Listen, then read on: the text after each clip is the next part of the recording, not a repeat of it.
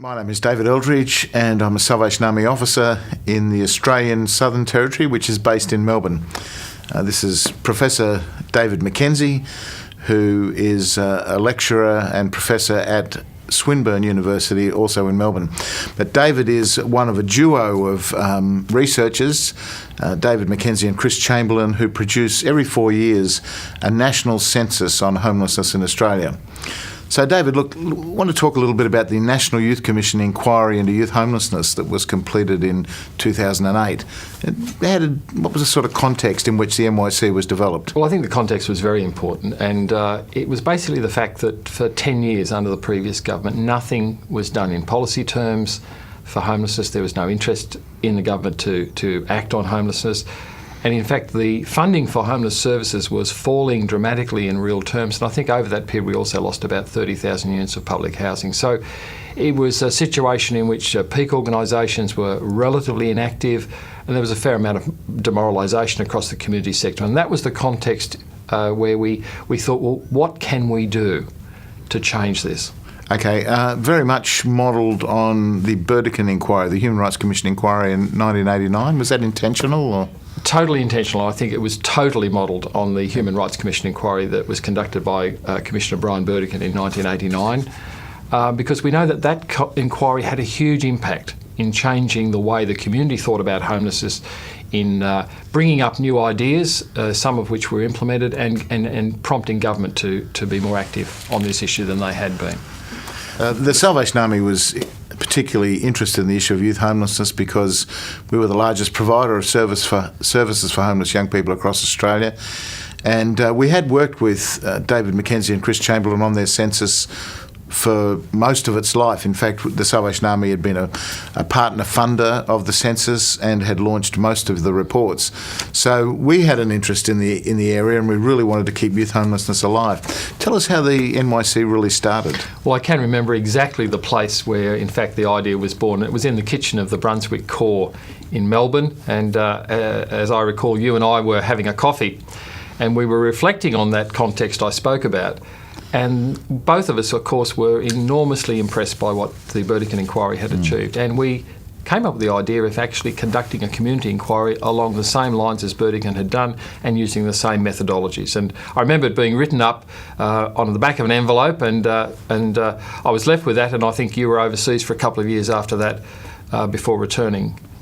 So we set up a commission which really was funded by an independent source, by the Caledonia Foundation. How did that come about? The idea we created some time before, but the opportunity for actually creating a National Youth Commission inquiry into youth homelessness came in 2006 when I was asked to go and speak with Paul Moles from the Salvation Army's Oasis Centre in Sydney, and Ian Darling from the Caledonia Foundation, who was making a film about the young people at Oasis. And I wasn't quite sure what they wanted to talk about. When I got there, they wanted to have a more substantial policy document and some policy arguments to accompany the film. And I saw the opportunity, I raised with Ian the possibility of conducting a National Youth Commission. And he warmed to the idea, and he said, go away, please, and tell us what you need to do that. So I came back with the costings and the estimates of what would be required, and Ian said, let's do it. The commission itself really was two banners, 4 people, who we call commissioners, just like the Burdekin inquiry. So the commissioners were David and myself, Narelle Clay, who ran a terrific service for homeless young people in Wollongong, and Father Wally Deathlifts, who'd been a commissioner on the Burdekin inquiry. But really, we had the people, we had the banners, and a little bit of money to travel around, and we were able to really conduct hearings in 21 locations, which was all of the capital cities in Australia and some regional towns, some rural inquiries that we held. 319 people came and gave evidence. I think there was around 91 submissions, and I think 9 from government departments, as I recall. And that was a surprise because the Human Rights Commission had the capacity to subpoena people to attend. And really this was just the goodwill of those who were interested in the issue. It was interesting that it was monitored by Commonwealth Government Department. Every hearing there were people there from the Commonwealth Government. We had a team of 3 writers supplemented by ourselves, And I think that the document that was produced is quite substantial. It was a meaningful report accompanied by a more succinct report. We had a wasn't it? small, very graphical report that was distributed. I think 8,000 copies went all over the country. Every school in Australia received a copy of it. I think every agency in Australia received a copy, as well as anyone who wanted it. And when it was all launched in April, in the same week of April 2008, I think we saw the most enormous outpouring of publicity across the country. There were about 1.1 million people who saw the film. There was an enormous amount of television and radio and interest in the media about the film and the report, and that really brought homelessness back up to the attention of government.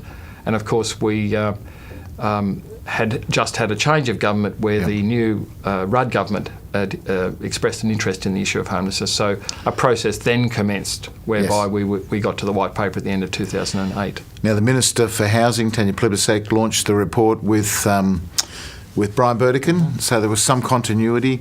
I think the interesting thing was that the ABC, after showing the film, had a current affairs show that featured homelessness, and I think other TV stations had sessions every morning of the week of the launch of the report. That was extraordinary. Yeah, and just the media coverage was unbelievable. And it led to... what impact do you think, David? What do you think? Well, there were 80 was the recommendations in the full report, and there were 10 points on a roadmap in the short report. I think if we look back now, what's happened in the white paper and what's contained in the white paper, we can see that the NYC has had a huge impact on the white paper and its development. I think we can see things happening now in the aftermath of the white paper that very much reflect many of the recommendations. So I think the process is, and if you believe other people, and they say that in fact it was probably one of the most, the biggest inputs and the biggest shapers of what has come to be the homelessness response in Australia. So I think it was well worth doing.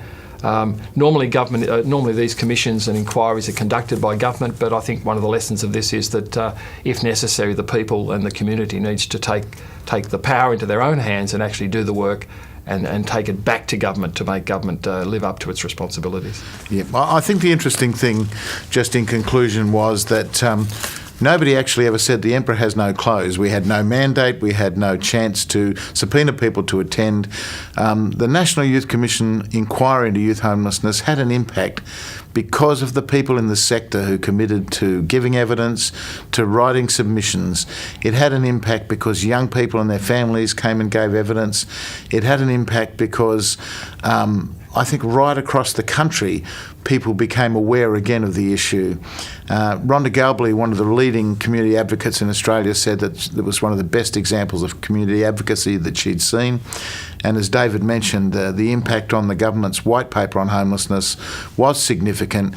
More importantly, I think in the thinking of the sector and in the thinking of government, we provided a framework for policy to develop that led to better services for young people. I think we were the first project or first call to end homelessness that had been heard, and of course that was taken up in the sector and eventually taken up in the white paper. Yep.